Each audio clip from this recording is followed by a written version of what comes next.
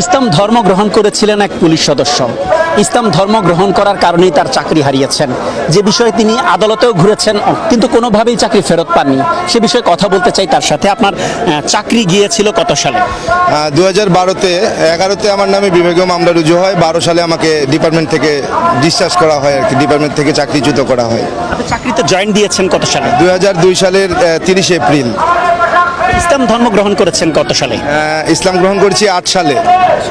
জি, 2000। শুধু কি আপনি নিজে একাই ইসলাম ধর্ম গ্রহণ করেছেন নাকি পরিবারের সবাই? না, আমি শুধু একাই ইসলাম গ্রহণ করেছি। এরপরে আপনার কি সমস্যা হয়েছিল? ইসলাম গ্রহণ করার পূর্বে আমি বিবাহিত ছিলাম। তো আমার পরিবার নিয়ে ইসলাম গ্রহণ করার কথা আমরা আলোচনা করেই সিদ্ধান্ত নেই।